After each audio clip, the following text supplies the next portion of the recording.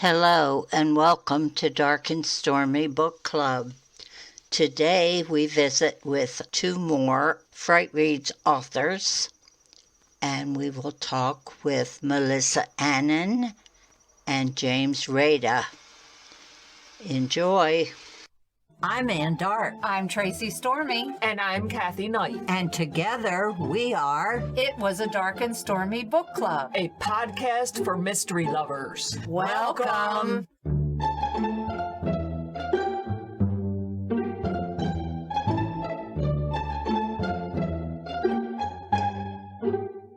If you enjoy our show, please consider contributing to the Dark and Stormy Patreon. By becoming a patron, you will help us create better and quality content. There are also benefits to becoming a patron, such as exclusive content and Dark and Stormy merchandise. Become a supporter at patreon.com/darkandstormybc. Check our website for the link. We appreciate any and all contributions. Thank you.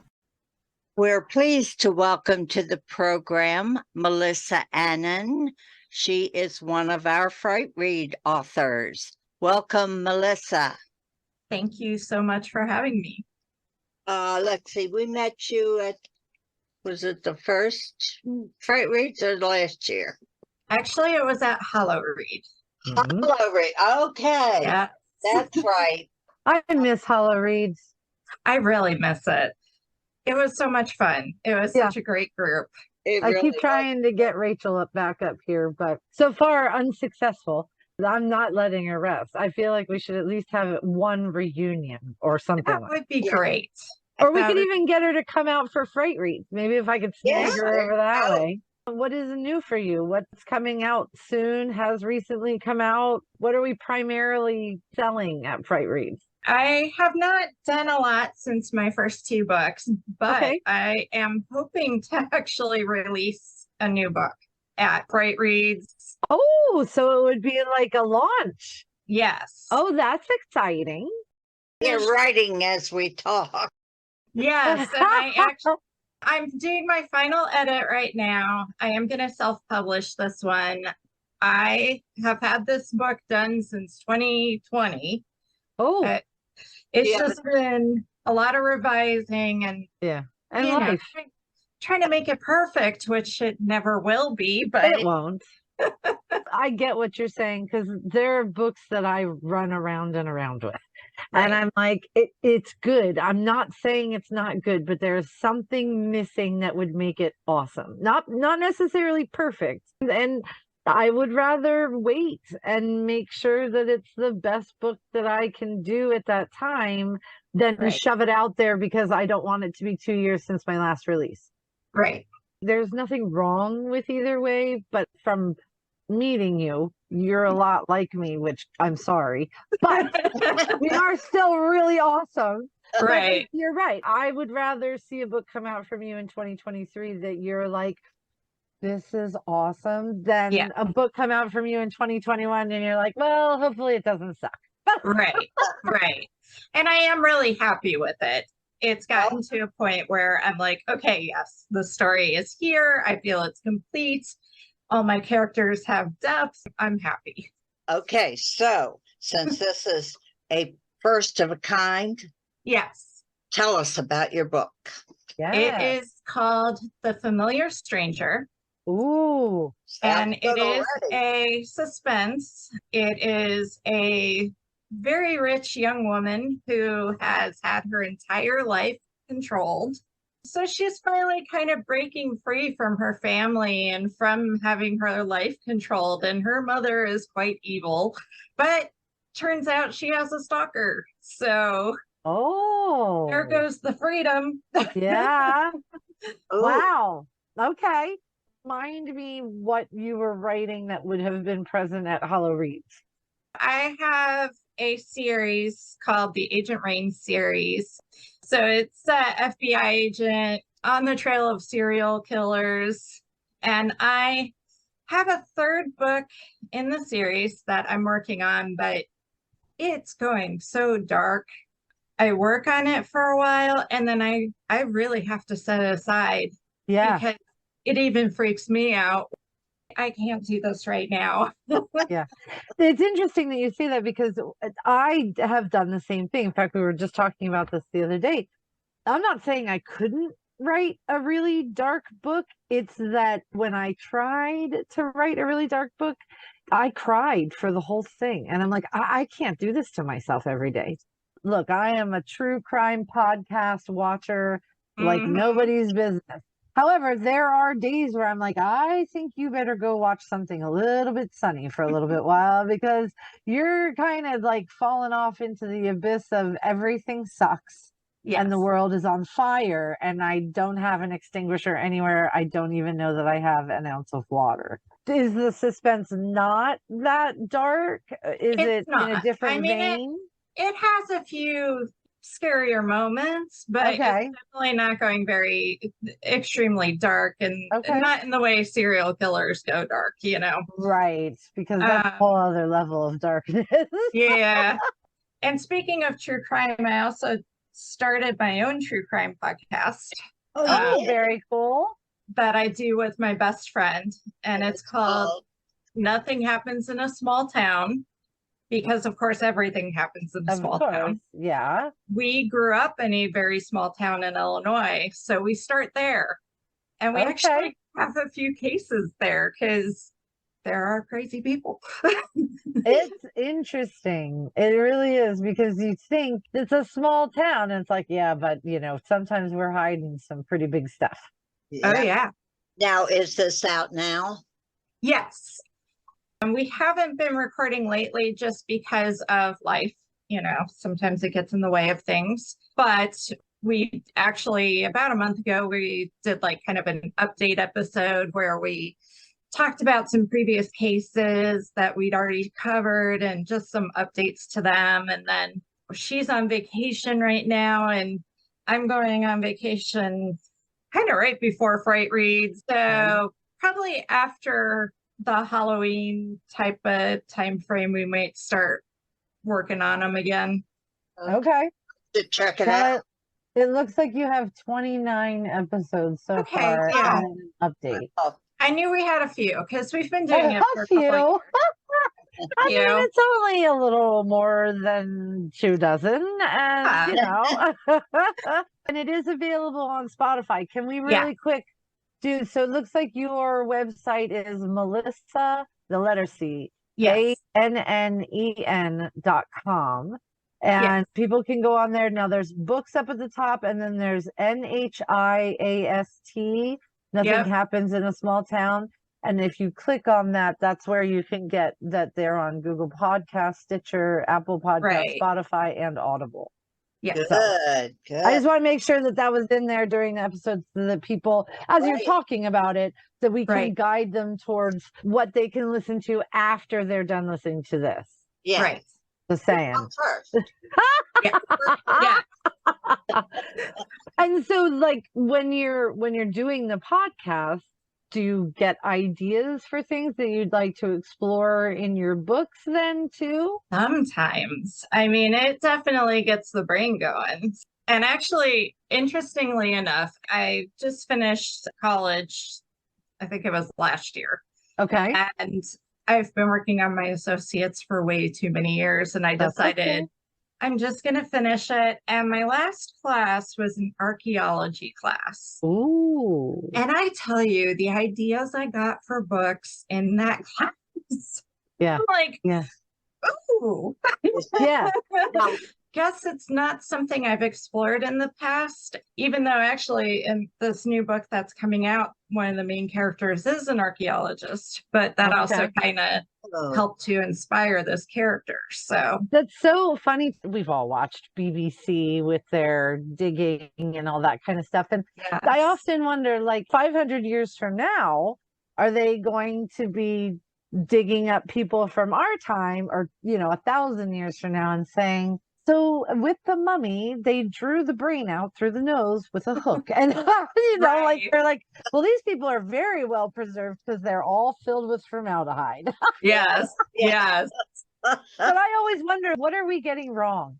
Because that's fascinating to me. Because Oh, yeah. we're guessing. So you go on the hieroglyphs, if you're in the ancient tomb in Egypt, you're looking at all the hieroglyphs and you are still guessing at what one of those, and then you bounce off of that particular thing into all the other. So what if that's wrong? What if it really is Right. the dog? I watched a TED talk 3 or 4 years ago, and it was some archaeologist, and he said, in the future, when archaeologists come back and they're digging around different areas, they're going to find these little aluminum pull tabs near the ocean and around fires. They're going to swear that they're a religious symbol. So many of them. Yeah.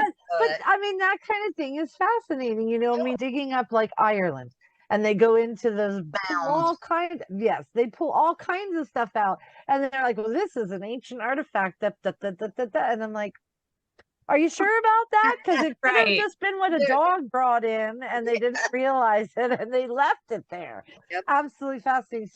Is archaeology a bigger part of the suspense book, or is it their job? And so it's his job. Well, it's his passion, but he doesn't really get to do his passion because his father died and he had to take over the family business. Oh, okay. his father wasn't an archaeologist. Correct. He owns an ice cream shop. I'm just kidding. Please don't get to dig. They digging in the cartons of ice cream. That's right. Finding when you're writing the suspense as opposed to the first series. Are you doing single titles? Are you going to have the characters be in multiple books? Do you not know that just yet? I'm not sure. I think this might be a standalone, but I had quite a reaction to one of the minor characters when I have my beta readers read the book, because they really loved this character. And I'm like, well, maybe he needs his own book.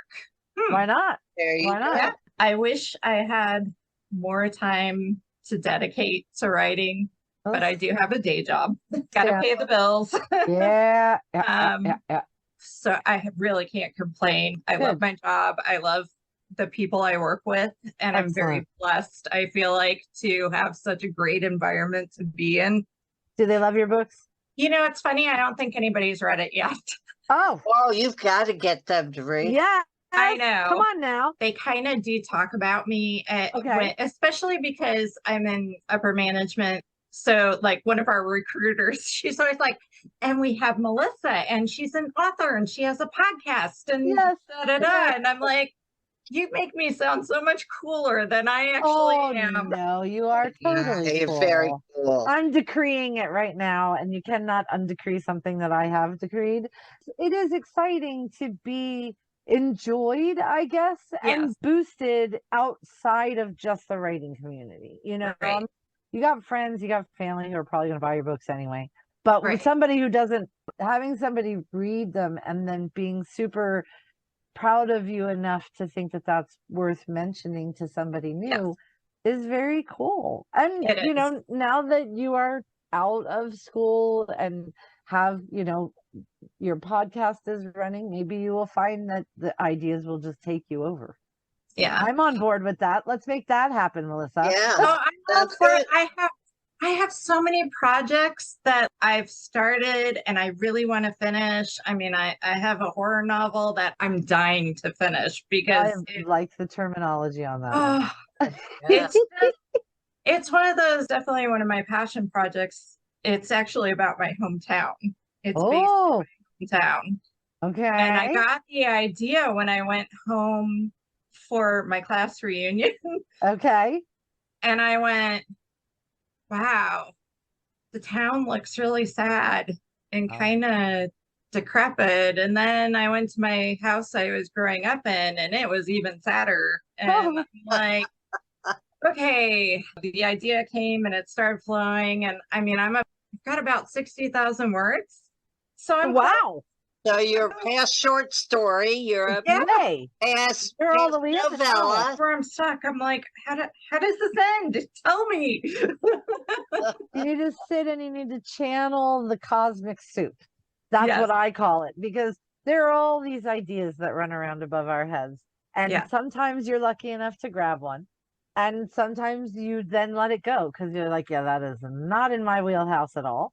Right. However, sometimes you grab onto it and then you just do your work. And then the cosmic suit comes through and says, oh, hey, sorry about that. Forgot the ending. It was like somebody lopped off my tail. Here I come. And you're just ready because you've done the work. Right. And it will come to you when it is ready. Don't know. Right. It knows where you are. That's true. Do you have any schedules that you're assuming you'll start keeping, or are you just kind of putting things out as they're finished? I put things out as they finish. Not only do I work full time, I also deal with a lot of medical stuff. So for me, it really is a when I am able to. Very good. Well, Melissa, we thank you for talking with us. We look forward to seeing you at Fright Reads. Thank you so much. And, Great. I'm excited. Can't wait to see you. Thank you. and you enjoy the rest of your evening. Thank you. You too. Thanks, Melissa. Bye-bye. Bye-bye. And we now visit with James Rada. We are pleased to welcome to the program Jim Rada. He is one of our Fright Reads authors. Welcome, Jim. Thank you. We were talking before we got started with the recording, and Jim and I are actually in the same state, Pennsylvania. So, if you walk by and you're thinking that we're going to talk to you like Marylanders do, you would be wrong. We will be talking about tasty cakes and going back the hall and all kinds of other Pennsylvania things. I grew up in the Baltimore suburbs. So. Oh, no. All right. Well, forget it. Are you a Dundalk boy? I grew up pretty close to there, Essex. What is it that you write, Jim? I write a little bit of everything. I write horror, of course, which is why I'm going to Fright Reads. I do some fantasy, middle grade books. Oh. And a lot of history, historical fiction. Right, So, because you said that you work with the Civil War shop here Right. where I live. When you say history, is that nonfiction? Is it fiction? historical fiction's the fiction. And just when I say history, I'm referring to nonfiction stuff. Oh, okay. Got it. Very good. How very cool is that? Have you always been interested in the Civil War? I like American history, different aspects, some Civil War, World War II. I've done a lot of stuff about coal mining, unsolved crimes, things like that. As you Just do. things that catch my attention. Yeah. On one now about the first murder, conviction, and hanging of one of the Maryland counties was actually the sheriff of the adjoining Maryland county. Wow. That's a fun story. He was the murderer? Yes, he murdered his wife. Yikes. Wow. All right then. So these kinds of stories, do you hear about them through forums, or is it something that you've known about previously and now you've decided that you want to research it? It's a variety. Besides my book writing, I do a lot of articles and things. Oh, And okay. so I'm always pouring through old newspapers and journals and things like that. And I'll come across stories and just save any interesting ideas to when I'm looking for an idea the next time. I've got more ideas for books than I'll ever get to. That's all right. You're never going to run out. That's just not a bad thing at all. I love having all the ideas. There are some, though, that I'm like, oh, man, I really wish I could write that right now, but I'm in the middle of something else. Exactly. Do you make notes then? Like if you're thinking of things, do you have other notebooks or files on the computer or something where you Yeah, kind I of have. keep track? Once I have an idea and I think that story's starting to percolate to the top of my to-do list, I'll have a folder that I'll create, because usually I'll start with an idea researching while I'm writing another book. Oh, yeah. So, and every once in a while, I'll go and do some research. And if I find something, I put it into that file. If I start to get ideas, I start to type it into the document. Right. And then when I'm ready, I've got all that information in one place to start to work with. There you go. Very good. When you were a tiny little child back in school, did you gravitate towards history or were you more of a story weaver? story weaver, I guess I'd say. Actually, school kind of turned me off of history. It wasn't until I graduated college I got back into history. Oh, really? Oh, In high school, I was writing science fiction and horror, actually. In the 90s, my first few dozen short stories that were published, I'd say most of them were horror. when you write a horror versus writing sci-fi, do you look at one as a palate cleanser for the next? Like, do you have to do anything to kind of trigger your mind into, we're not telling horror stories anymore, now we're over here doing sci-fi stuff? Not so much. It's more like you were saying, what the one you want to write right then, the one that it's like most prevalent in your mind that you're getting excited about. That's going to be my next project because I want that enthusiasm, whether it's for nonfiction or science fiction. I want that to be in my writing, especially in my first draft, to capture that. So it's whatever the one has captured my attention when I'm ready to do a new project. I'm an author too. I don't remember if I told you that. No, but I could guess from some of the things you said. I am so much more linear than that. And so I'm always fascinated because I write cozy mysteries that some of them are contemporary and some of them are paranormal. And when I'm switching back and forth between those two, I actually have to like remind myself, okay, now this is the one where you can have ghosts and demons and vampires and stuff. Okay, this is not the one where you can do that. Because I was writing a book once and I was like, oh, that cannot be in the attic. This is a contemporary. Get out. One of the reasons I use a pseudonym was my first horror novel, or what I call my first horror novel, technically could be considered historical fiction. It's called The Man Who Killed Edgar Allan Poe. Oh, and okay. It's definitely a horror novel, but I mean, it's rooted in the 1800s, did a lot of research. And I decided when it was getting ready to come out, if I put this out under my regular name, people who are used to my, historical fiction are going to see that and think, oh, another historical novel, and pick it up and be shocked. Right. And so I figured I better do a pseudonym. It didn't need to be vastly different, but just different enough so they knew that the book was not the same thing as the one on my regular name. Do you read all the different genres that you write? Pretty much, yeah. Okay. I read some that I don't even write in.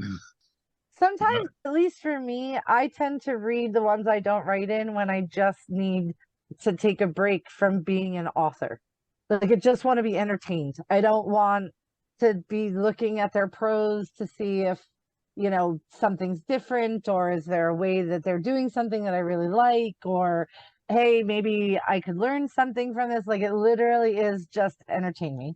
Take me into somewhere else that I cannot go any time else, and just make me forget everything else for the moment. I'm assuming from what you've said with the first dozen short stories and that, do you have any kind of collections of those, or do you only have I have saved them, and perhaps I will do a collection at some point. Okay. I'll have to go back and see which ones still hold up. 2 of my horror books are collections. One is some of my older stories that I realized were all set in the same funeral home. So I write in a funeral home. I added a few more and cool, and brought it out as a collection. Excellent. Then my most recent one is actually, there's a newspaper that I write articles for on freelance basis. They were looking for a way to revamp their arts and entertainment page. And one of the things I had seen in my research is that a lot of these newspapers in the early 20th century, they ran serial stories. Oh, yeah. And so I pitched that to this newspaper and they said, go ahead. And it's been popular. I meant it only to be one serial, but I've been doing it for years now.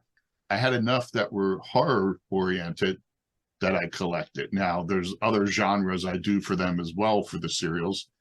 And at some point, I figure I'll have a romance collection and a thriller collection of these serials.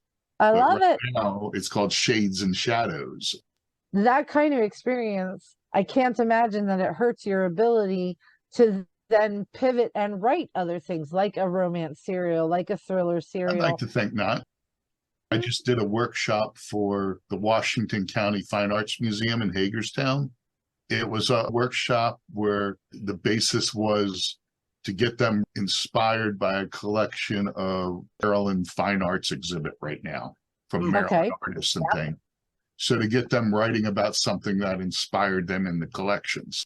Part of the workshop was walking through the collection and seeing what moved them and getting them to write, whether it was poetry or a vignette or an actual story, dialogue, anything like that. Wow. Whatever works for you. Yeah. That's exciting. So you teach classes then too?